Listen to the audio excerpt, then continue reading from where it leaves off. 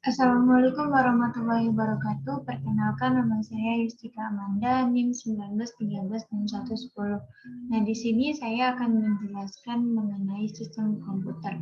Sebelumnya, saya di mata kuliah Teknologi Informasi dan Komunikasi Jumat jam 13.20. Nah, langsung saja kita masuk ke definisi.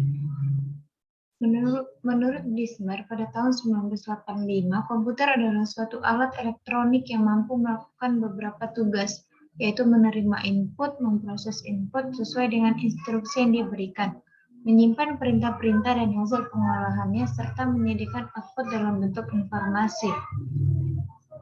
Yang kedua, menurut Sanders, pada tahun yang sama, yaitu 1985, komputer adalah sistem elektronik untuk memanipulasi data yang cepat dan tepat, serta dirancang dan diorganisasikan supaya secara otomatis menerima dan menyimpan data input, memprosesnya dan menghasilkan output berdasarkan instruksi-instruksi yang telah tersimpan di dalam memori. Selanjutnya yaitu komputer adalah suatu peralatan elektronik yang dapat menerima input, mengolah input, memberikan informasi, menggunakan suatu program yang tersimpan di memori komputer, dapat menyimpan program dan hasil pengolahan, serta bekerja secara otomatis. Terdapat 3 istilah penting, yaitu input, data, pengolahan data, dan informasi atau output. Pengolahan data dengan menggunakan komputer dikenal dengan pengolahan data elektronik atau electronic data processing. Selanjutnya yaitu struktur komputer. Nah, di dalam struktur komputer ada CPU, ada memori internal dan eksternal. Ini adalah jalannya data bus. Ada input device, ada output device, dan lain sebagainya. Lanjut.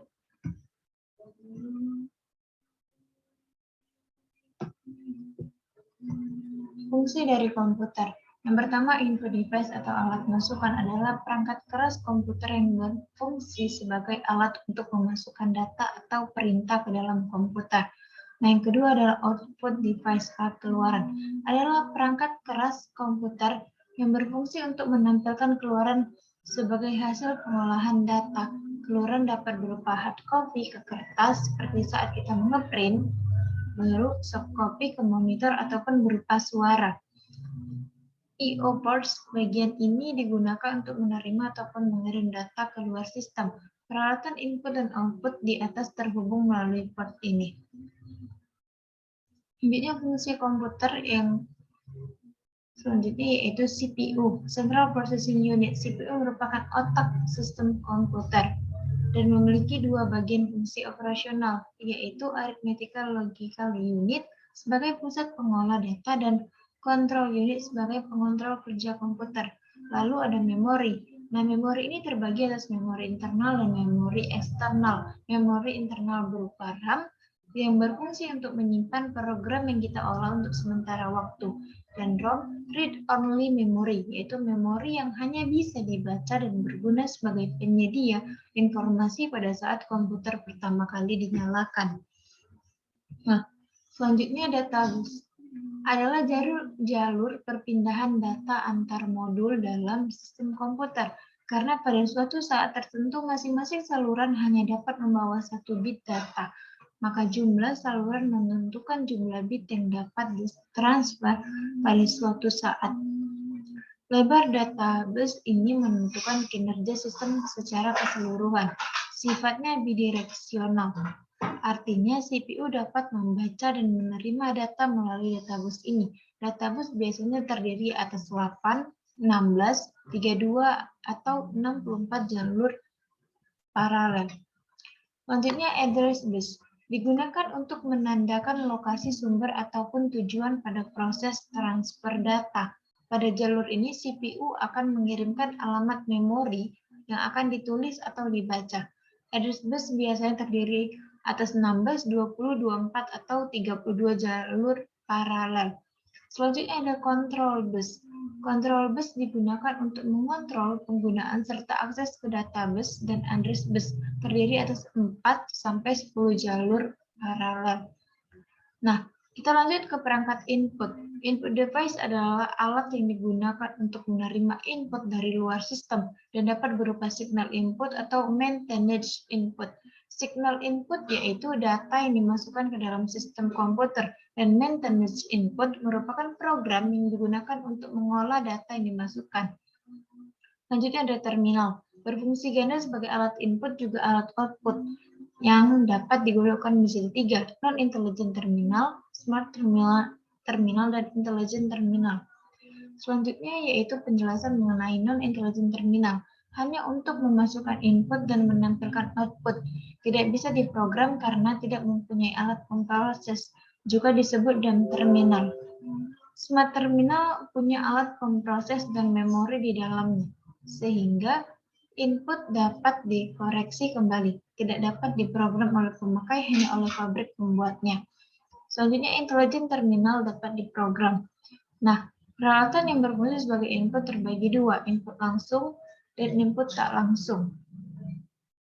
Input langsung yaitu keyboard, pointing device, itu berupa mouse, touchscreen, slide pen, dan digitizer, graphic table, scanner, sensor, and voice recognizer atau mikrofon.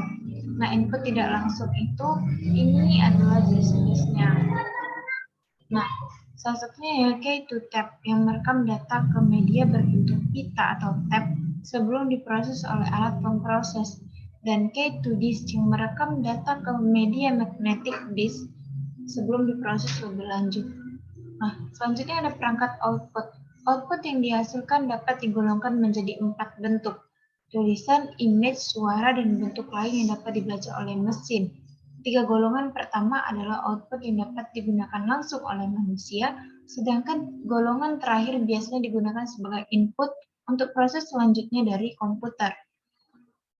Peralatan output dapat berupa hard copy device, alat untuk mencetak tulisan dan image pada media keras seperti kertas atau film saat kita mengeprint atau lain sebagainya. Nah, lalu ada soft copy device, alat untuk menampilkan tulisan dan image pada media lunak yang berupa sinyal elektronik. Lalu ada drive device atau driver, alat untuk merekam simbol dalam bentuk yang hanya dapat dibaca oleh mesin pada media seperti magnetic disk atau magnetic tape. Alat ini berfungsi ganda sebagai alat output dan juga sebagai alat input. Nah, ini adalah printer dan plotter. Adalah jenis hard copy device karena keluaran hasil proses dicetak di atas kertas. Printer memiliki berbagai macam bentuk dan ukuran serta ketajaman hasil cetak. Untuk mencetak di atas kertas dengan ukuran yang sangat besar, maka bisa digunakan plotter. Selanjutnya monitor. Jenis soft copy device karena keluarannya berupa signal elektronik, yaitu berupa gambar yang tampil di layar monitor sebagai hasil pemrosesan data ataupun informasi masukan. Memiliki berbagai ukuran layar, berbagai tingkat resolusi yang menentukan ketajaman gambar. Nah, masuk ke Central Processing Unit, CPU, otak dari laptop atau komputer. CPU tempat memproses instruksi program, yang pada komputer mikro disebut dengan mikroprosesor, berupa chip yang berisi ribuan hingga jutaan IC. Contohnya ada Intel Pentium 3450, AMD, dan lain sebagainya. Nah, CPU ini terdiri dari dua bagian utama, yaitu unit kendali dan unit aritmatika dan logika. Di samping itu, CPU juga mempunyai beberapa alat penyimpan yang berukuran kecil yang disebut dengan register. Control unit atau unit kendali mengatur dan mengendalikan semua peralatan yang ada pada sistem komputer. Kapan alat input menerima data dan kapan data diolah serta kapan ditampilkan pada alat output. Mengartikan instruksi dari program komputer, membawa data dari alat input ke memori utama, mengambil data dari memori utama untuk diolah, mengambil instruksi ke aritmatika logika jika ada instruksi untuk penghitungan aritmatika atau pembandingan logika. Membawa hasil pengolahan data kembali ke memori utama lagi untuk disimpan dan pada saatnya akan disajikan ke alat output. Nah, di Kesimpulan tugas dari unit kendali ini yaitu mengatur dan mengendalikan alat-alat input dan output, mengambil instruksi-instruksi dari memori utama, mengambil data dari memori utama, jika diperlukan, misalnya menyimpan hasil proses ke memori utama dan lainnya. Ya, kita masuk ke arithmetic and logic unit. Melakukan semua operasi aritmetika dengan dasar percobaan sehingga sirkuit elektronik yang digunakan disebut adder. Melakukan keputusan dari suatu operasi logika sesuai dengan instruksi program. Nah, operasi logika mengikuti perbandingan dua operan dengan menggunakan operator logika tertentu, yaitu sama dengan, tidak sama dengan, kurang dari, kurang atau sama dengan, lebih besar dari, dan lebih besar atau sama dengan. Lanjut, memori. Terdapat 3 macam memori yang ada di dalam sistem komputer, yaitu ada register, main memory, dan secondary storage. Nah, register digunakan untuk menyimpan instruksi dan data yang sedang diproses. Main memory dipergunakan untuk menyimpan instruksi dan data yang akan diproses dan hasil pengolahan. Dan yang terakhir dipergunakan untuk menyimpan program dan data secara permanen. Lanjut, register. Alat penyimpan kecil dengan kecepatan akses cukup tinggi yang digunakan untuk menyimpan data dan instruksi yang sedang diproses, sementara data dan instruksi lainnya yang menunggu giliran untuk diproses masih disimpan di dalam memori utama. CPU diibaratkan sebagai otak yang punya ingatan, register, dan pengendali organ tubuh, yaitu control unit. Program dan data diletakkan di memori utama yang diibaratkan sebagai sebuah meja. Program diproses melakukan satu persatu instruksi-instruksi yang ada di dalamnya. Lanjut, register. Instruksi tersebut dibaca dan diingat. Misalnya, hitung C sama dengan A tambah B. Maka perlu data nilai A dan B yang masih ada di meja atau di memori utama. Data ini dibaca dan masuk ke ingatan kita. Data yang sudah diproses disimpan di register. Misal A sama dengan 2 dan B sama dengan 3, sehingga nilai C dapat dihitung yaitu 5. Nah, proses perhitungan ini dapat dilakukan melalui aritmetika logika. Nah, hasil dari perhitungan ini dituliskan kembali ke meja, disimpan kembali ke memori utama. Setelah itu mungkin data, program, dan hasilnya disimpan secara permanen ke dalam lemari kabinet, yaitu penyimpanan sekunder. Banyak register dalam CPU masing-masing sesuai dengan fungsinya, yaitu instruction register, yaitu digunakan untuk menyimpan instruksi yang sedang diproses. Program counter PC digunakan untuk menyimpan alamat lokasi dari memori utama yang berisi instruksi yang sedang diproses. Nah, selama pemrosesan instruksi, isi PC diubah menjadi alamat dari memori utama yang berisi instruksi berikutnya. Lanjut, ada general purpose registers. Punya kegunaan umum yang berhubungan dengan data yang sedang diproses. Contoh, yang digunakan untuk menampung data disebut operan register, untuk menampung hasil disebut akumulator. Nah, memori data register digunakan untuk menampung data atau instruksi hasil pengiriman dari memori utama ke CPU, atau menampung data yang akan direkam ke memori utama, hasil pengolahan oleh CPU. Lalu ada memory address register, digunakan untuk menampung data atau instruksi pada memori utama yang akan diambil atau yang akan diletakkan. Selain register, beberapa CPU menggunakan suatu cache memory yang mempunyai kecepatan sangat tinggi agar kerja CPU lebih efisien. Tanpa cache memory, CPU akan menunggu sampai data atau instruksi diterima dari memori utama, atau menunggu hasil pengolahan selesai dikirim ke memori utama. Baru proses selanjutnya bisa dilakukan. Padahal proses dari memori utama lebih lambat dibanding kecepatan register, sehingga akan banyak waktu terbuang. Dengan adanya cache memory ini, sejumlah blok informasi pada memori utama dipindahkan ke cache memory, dan selanjutnya CPU akan selalu berhubungan dengan cache memory. Nah, register CPU berukuran kecil sehingga tidak dapat menyimpan semua informasi, maka CPU harus dilengkapi dengan alat penyimpan berkapasitas lebih besar, yaitu memori utama. Ilustrasi sebagai sekumpulan kotak yang masing-masing dapat menyimpan sepenggal informasi atau data atau instruksi. Tiap lokasi dari kotak ditunjukkan oleh suatu alamat address. Ukuran memori dalam bit misal 1 MB, 4 MB, 8 MB, dan seterusnya. Pada umumnya 1 bit memori terdiri dari 8 sampai 32 bit, yaitu banyaknya digit biner yang mampu disimpan dalam satu kotak memori. Random Access Memory atau RAM dapat diakses secara acak.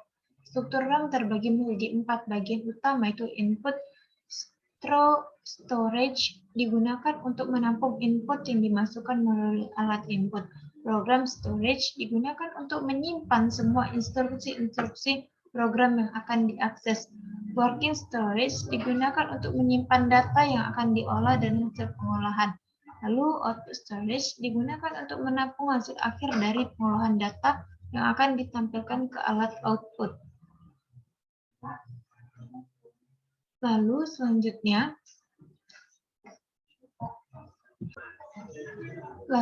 ada read-only memory atau ROM. Hanya dapat dibaca, tidak bisa mengisi sesuatu ke dalam ROM. Sudah diisi oleh pabrik pembuatnya.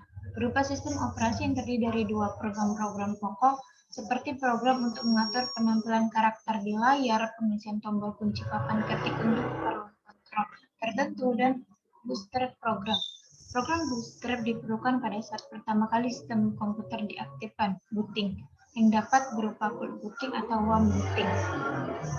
Selanjutnya,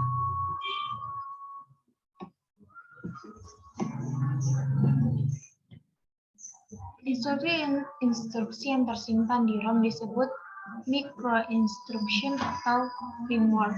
Hardware dan software dijadikan satu oleh pabrik pembuatnya. Isi dari ROM ini tidak boleh hilang atau rusak, bersifat volatile. Dimungkinkan untuk merubah isi ROM dengan cara memprogram kembali. Nah, lanjut. Bus menghubungkan CPU dengan memori utama ataupun dengan alat-alat input atau output. Bus antara CPU dengan memori utama dilekatkan pada MDR, MAR, dan unit kendali dalam CPU dan disebut internal bus. Bus yang menghubungkan CPU dengan IO tidak dilekatkan langsung, tetapi dilakukan melalui port atau DMA controller atau IO channel yang disebut external bus. Di dalam internal bus terdapat data bus yang dihubungkan dengan MDR, address bus yang dihubungkan dengan MARC, serta control bus yang dihubungkan dengan control unit. Pemrosesan instruksi. Kumpulan dari instruksi disebut program. Program yang akan diproses dan data yang akan diolah oleh CPU harus diletakkan terlebih dahulu di memori utama. Lalu, instruksi yang dapat diproses oleh CPU adalah yang sudah dalam bentuk bahasa mesin. Tahap pertama dari pemrosesan suatu instruksi oleh CPU disebut dengan instruction fetch, yaitu proses CPU mengambil atau membawa instruksi dari memori utama ke CPU. Lalu tahap kedua disebut instruction execute, proses dari CPU untuk mengerjakan instruksi yang sudah diambil dari memori utama dan sudah berada di register. Selanjutnya yaitu lalu ada pemrosesan waktu instruksi, waktu untuk menyelesaikan tahap pertama, waktu eksekusi, waktu untuk menyelesaikan tahap kedua, total waktu untuk kedua tahap tersebut dinamakan siklus. Nah, pabrik komputer mengukur kecepatan CPU berdasarkan lamanya melakukan satu siklus mesin yang diukur dengan satuan MHz. Suatu pengukur waktu yang disebut dengan clock akan berdetak untuk tiap-tiap siklus yang dilakukan. Misal pemproses 16 MHz, berarti clock akan berdetak sebanyak 16 juta kali tiap detiknya. Selanjutnya yaitu media penyimpanan memori eksternal. Perangkat keras untuk melakukan operasi penulisan, pembacaan, dan penyimpanan data di luar komponen utama. Ada hard disk, CD, DVD, dan lain sebagainya. Banyak berupa piringan dikenal dengan satuan rotasi piringan. Makin cepat perputaran, semakin cepat waktu akses. Namun, makin besar juga tekanan terhadap piringan sehingga makin besar panas yang dihasilkan. Lalu, memori eksternal memiliki alat baca dan tulis yang disebut hard disk dan floppy. Nah, kumpulan track yang sama dari seluruh head yang ada disebut cylinder. Suatu track dibagi lagi menjadi daerah-daerah lebih kecil disebut sektor. Nah, selanjutnya yaitu kita lanjut ke materi yang berikutnya, yaitu komponen dasar dari sistem komputer. Yang pertama ada hardware, penyedia sumber daya untuk komputasi dasar, memori, CPU, dan lainnya. Software, operating system, mengontrol dan mengkoordinasi penggunaan hardware antara berbagai aplikasi dan pengguna. Application program, mendefinisikan cara penggunaan sumber daya sistem dan persoalan komputasi yang dialami pengguna. Word processor, compilers, web browser, database system, video game, dan lainnya. Pengguna, orang, mesin, dan komputer lain. Nah, ini adalah 4 komponen dari sistem komputer. User pertama compiler, user kedua assembler, user ketiga text editor, dan user end database system. Lanjut, kelas-kelas komputer. Menurut ukuran komputer, yang pertama ada grid komputer, superkomputer, mainframe enterprise system, mini komputer, workstation, desktop komputer, komputer desktop, laptop atau notebook, handle komputer, embedded system. Nah, dari workstation sampai desktop ini, sampai laptop ini bersifat personal. Lanjut, menurut karakteristiknya. Single processor, komputer yang hanya memiliki satu prosesor. Baru multiprosesor, komputer yang memiliki lebih dari satu prosesor. Lalu personal komputer, komputer yang digunakan oleh hanya satu orang dalam satu waktu. Nah, distribusi sistem komputasi yang dikerjakan dengan beberapa prosesor. Lanjut, menurut karakteristiknya lagi, terbagi cluster sistem, gabungan dari beberapa sistem individu yang saling berbagi tempat penyimpanan data dan saling terhubung dalam jaringan lokal. Lalu ada real-time system, sebuah sistem yang mengutamakan ketepatan waktu dalam eksekusi satu buah tugas. Nah, ini adalah penjelasan dari grid komputer atau superkomputer. Kumpulan dari banyak komputer yang dikembangkan dalam sebuah komputer farm, pengembangan dari mainframe dan desktop, menggunakan banyak CPU untuk menghasilkan output maksimal, merupakan kumpulan cluster. Bisa dilihat di gambar ini. Lalu, mainframe system. Kumpulan dari device-device yang berfungsi sama atau bermacam-macam yang disatukan dalam sebuah sistem yang saling berbagi, mengumpulkan job-job yang mirip, secara otomatis berpindah dari satu job ke job yang lain. Nah, ini adalah gambaran dari mainframe system. Lanjut, mainframe system ini ada batch system, job yang mempunyai kesamaan kebutuhan. Sumber daya dikumpulkan ketika komputer dalam keadaan siap, maka CPU menjalankan masing-masing kumpulan job tersebut sebagai sebuah kelompok, dieksekusi secara bergantian user yang mengoperasikan. Lalu multiprogramming. Job disimpan di memori pada waktu yang sama. CPU dipergunakan bergantian oleh job-job tersebut, dikerjakan oleh OS, ada background dan foreground proses. Dibutuhkan komputer OS, penyedia I/O, runtime, pengaturan memori untuk mengalokasikan memori untuk masing-masing job, penjadwalan CPU untuk memilih job mana yang akan dijalankan, pengalokasian untuk hardware lain. Nah, ini operasi sistem. Pertama job 1, job 2, job 3, dan job 4, dan selanjutnya. Nah, time sharing system atau multitasking interactive computing, CPU digunakan bergantian oleh job-job di memori dan di disk. Waktu dibatasi. CPU dialokasikan hanya pada job yang ada di memori. CPU schedule. Job dipindahkan dari dan ke disk. Terjadi komunikasi antara user dan sistem operasi. Setelah sistem operasi menyelesaikan satu perintah, ia mencari perintah berikutnya dari user.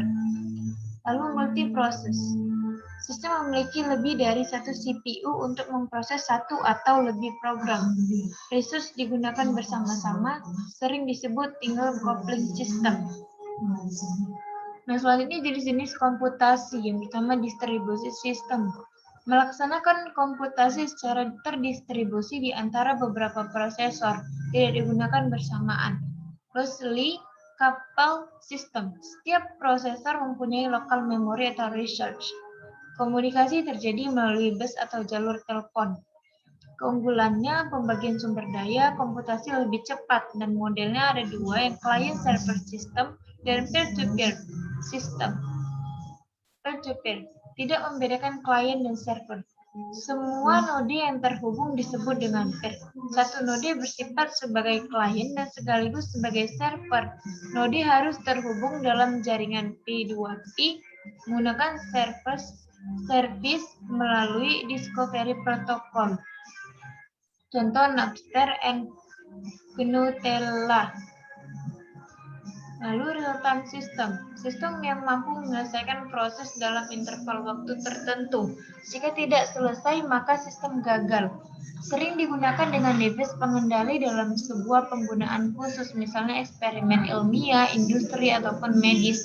Dan modelnya hard real-time dan soft real-time. Nah, ini adalah perbedaan dari hard dan soft real-time. Pertama, hard real-time ini menjamin proses yang paling penting selesai dalam interval waktu yang benar dan tertentu. Jika soft real-time menjamin proses yang paling penting mendapat prioritas tertinggi untuk diselesaikan. Nah, tidak dapat dipadukan dengan sistem jenis lain. Kalau soft real-time dapat dipadukan dengan sistem lain. Nah, lanjut. Operasi-operasi sistem komputer. Yang pertama, satu atau lebih CPU, device controllers, terhubung dalam jalur bus untuk mengakses share memory. Lalu, concurrent execution dari CPU dan adanya kebutuhan device berebut mendapatkan research. Nah, ini adalah gambarannya dari yang telah saya jelaskan tadi. Lanjut, PC modern arsitektur. Nah, ini adalah arsitektur dari PC modern. Seperti ini kurang lebih gambarnya. Kita lanjut. Siklus instruksi. Instruksi fetch dari main memory dan instruksi execution. Pengoperasian sistem komputer.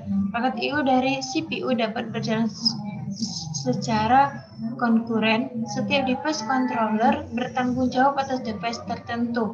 Setiap device controller membeli buffer. CPU memindahkan data dari atau ke memori utama ke atau dari buffer controller. Operasi I/O adalah pemindahan data dari device ke buffer controller. Device controller memberitahu CPU bahwa operasi I/O selesai melalui interrupt. Nah, interrupt itu berfungsi memindahkan kontrol ke interrupt service runtime melalui interrupt vector yang mengandung seluruh alamat service runtime.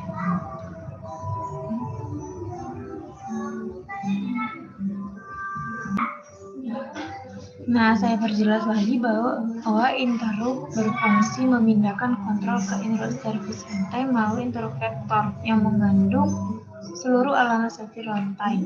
Nah, interrupt harus mencatat alamat dari instruksi yang diinterrupt. Interrupt akan diabaikan jika ada interrupt lain yang sedang diproses. Nah, trap adalah interrupt yang disebabkan oleh software, baik yang disebabkan karena error atau permintaan user. Sistem operasi bekerja berdasarkan model interrupt driven. Lanjut.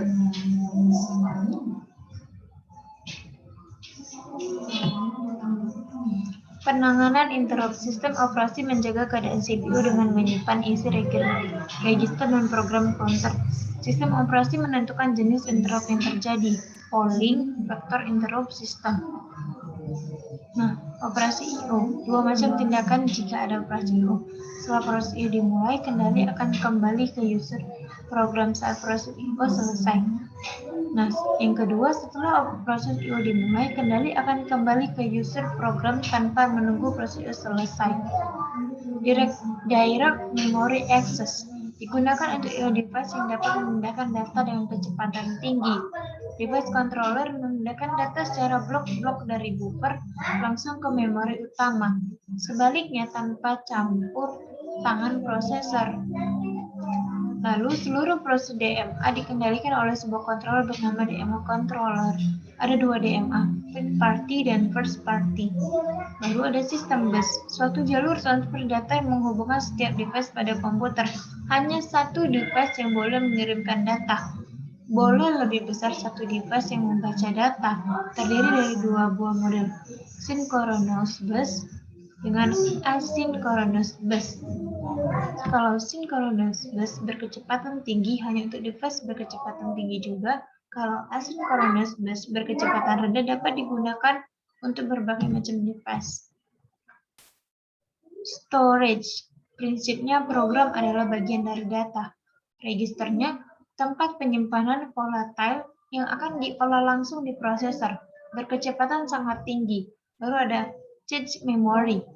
Tempat penyimpanan sementara yang volatile, sejumlah kecil data untuk meningkatkan kecepatan pengambilan atau penyimpanan data di memori oleh prosesor. Baru berkecepatan tinggi. Lalu ada random access memory RAM, main memory, tempat penyimpanan sementara yang volatile yang dapat diakses langsung oleh prosesor. Extension memory, tambahan memori yang digunakan untuk membantu proses-proses dalam komputer, biasanya berupa buffer. Lalu ada secondary storage, media penyimpanan data yang non-volatile, dapat berupa flash drive, optical disk, magnetic disk, dan magnetic tape. Lanjut ada storage management. OS menyediakan keseragaman dan logical view terhadap information storage, terdiri atas dua abstract physical property to logical storage unit, file, dan each medium is controlled by device. Nah, file system management yang terdiri dari 3. Lalu ada performance over use level of storage. Nah, ini adalah penjelasannya. Dimana tipe size-nya yang pertama adalah kurang dari 1 KB, lebih besar dari 16 MB, lebih besar dari 16 GB, dan lebih besar dari 100 GB. Lanjut, caching. Menyalin informasi ke storage media yang lebih cepat, dan memori dapat dilihat sebagai cache terakhir untuk secondary storage. Menggunakan memori berkecepatan tinggi untuk memegang data yang diakses terakhir. Memperkenalkan tingkat lain di hierarki storage. Caranya, jika ada di cache, gunakan dari cache cepat. Jika tidak ada di cache, data dikopikan ke cache dan digunakan. Selanjutnya, ini adalah tingkatan dari storage device hierarki. Ini adalah tingkatannya. Semua tingkatan ini bersifat timbal balik, bisa kita lihat dari panahnya. Nah, lanjut. Dual mode operation of trust. Memberi sumber daya sistem yang membutuhkan sistem operasi untuk menjamin bahwa program yang salah tidak menyebabkan program lain berjalan salah juga. User mode. Eksekusi dikenakan oleh user. Kernel mode. Eksekusi dikenakan oleh sistem operasi. Instruksi tertentu hanya berjalan di mode ini. Ditambahkan sebuah bit penanda operasi. Jika terjadi interrupt, maka hardware berpindah ke monitor mode. Proses manajemen. Proses adalah sebuah program yang sedang dieksekusi. Program adalah sebuah passive entity. Proses adalah sebuah active entity. Proses membutuhkan resource, CPU, memori, initialization data. Proses termination harus membebaskan semua resource yang sudah dipakainya. Single thread. Proses memiliki program counter untuk menempatkan lokasi dari instruksi selanjutnya ke yang akan dieksekusi. Yang baru multi-thread, proses memiliki satu program counter per thread. Lalu proses manajemen activities. Sistem operasi akan melakukan creating dan delete, suspending dan resuming proses, menyediakan mekanisme untuk proses synchronization, menyediakan mekanisme untuk proses communication, menyediakan mekanisme pada deadlock handling. Memory management. Semua instruksi dalam memori harus diatur untuk dieksekusi. Memory management activities mencatat semua penggunaan bagian pada memori dipakai oleh siapa saja. Lalu memutuskan mana proses dan data yang dimasukkan dan dikeluarkan dari memori, mengalokasikan dan mendealokasikan ruang pada memori yang dibutuhkan oleh proses. Baru protection and security. Protection yaitu mekanisme untuk mengontrol akses dari proses atau user terhadap research yang dilakukan oleh OS. Security, penjagaan sistem dari ancaman internal dan eksternal, including denial of service, worm, virus, identity theft of service. Pengaturan user, who can do what. Lalu, sistem proteksi. Proteksi berkenaan dengan mekanisme untuk mengontrol akses yang dilakukan oleh program, prosesor, pengguna sistem maupun pengguna sumber daya. Mekanisme proteksi harus satu, membedakan antara pengguna yang sah dan yang tidak sah. Spesifikasi kontrol untuk diterima atau tidak. Nah, itulah kurang lebih penjelasan dari saya mengenai sistem komputer. Kurang dan lebihnya saya mohon maaf. Saya Yustika Amanda. Wassalamualaikum warahmatullahi wabarakatuh.